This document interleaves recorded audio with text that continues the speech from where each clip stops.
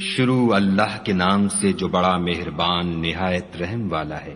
مومنو، کسی بات کے جواب میں خدا اور اس کے رسول سے پہلے نہ بول اٹھا کرو، اور خدا سے ڈرتے رہو، بے شک خدا سنتا جانتا ہے۔ اے اہل ایمان، اپنی آوازیں پیغمبر کی آواز سے اونچی نہ کرو، اور جس طرح آپس میں ایک دوسرے سے زور سے بولتے ہو اس طرح ان کے روبرو زور سے نہ بولا کرو، ایسا نہ ہو کہ تمہارے اعمال ضائع ہو جائیں اور تم کو خبر بھی نہ ہو۔ جو لوگ پیغمبر خدا کے سامنے دبی آواز سے بولتے ہیں، خدا نے ان کے دل تقوی کے لیے آزما لیے ہیں، ان کے لیے بخشش اور اجر عظیم ہے۔ جو لوگ تم کو حجروں کے باہر سے آواز دیتے ہیں ان میں اکثر بے عقل ہیں، اور اگر وہ صبر کیے رہتے یہاں تک کہ تم خود نکل کر ان کے پاس آتے تو یہ ان کے لیے بہتر تھا، اور خدا تو بخشنے والا مہربان ہے۔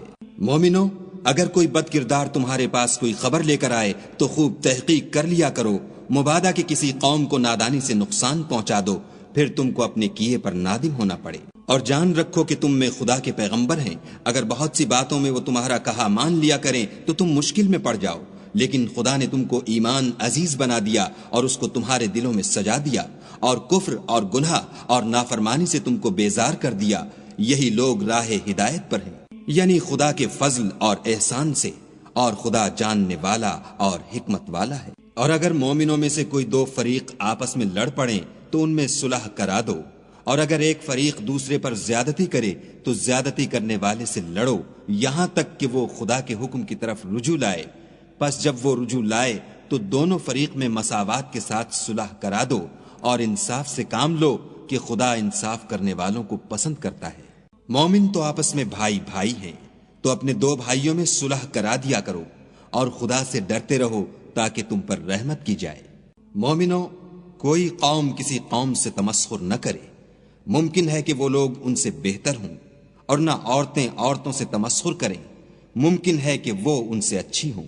اور اپنے مومن بھائی کو عیب نہ لگاؤ، اور نہ ایک دوسرے کا برا نام رکھو۔ ایمان لانے کے بعد برا نام رکھنا گناہ ہے، اور جو توبہ نہ کریں وہ ظالم ہیں۔ اے اہل ایمان، بہت گمان کرنے سے احتراز کرو کہ بعض گمان گناہ ہیں، اور ایک دوسرے کے حال کا تجسس نہ کیا کرو، اور نہ کوئی کسی کی غیبت کرے۔ کیا تم میں سے کوئی اس بات کو پسند کرے گا کہ اپنے مرے ہوئے بھائی کا گوشت کھائے؟ اس سے تو تم ضرور نفرت کرو گے، تو غیبت نہ کرو، اور خدا کا ڈر رکھو، بے شک خدا توبہ قبول کرنے والا مہربان ہے۔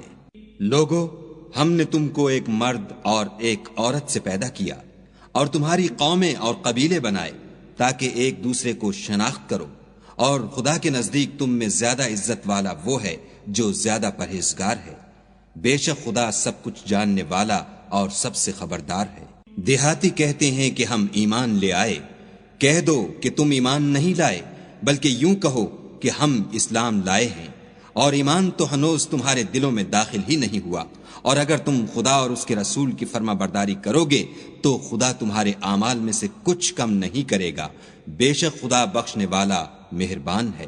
مومن تو وہ ہیں جو خدا اور اس کے رسول پر ایمان لائے، پھر شک میں نہ پڑے، اور خدا کی راہ میں جان اور مال سے لڑے، یہی لوگ ایمان کے سچے ہیں۔ ان سے کہو، کیا تم خدا کو اپنی دینداری جتلاتے ہو؟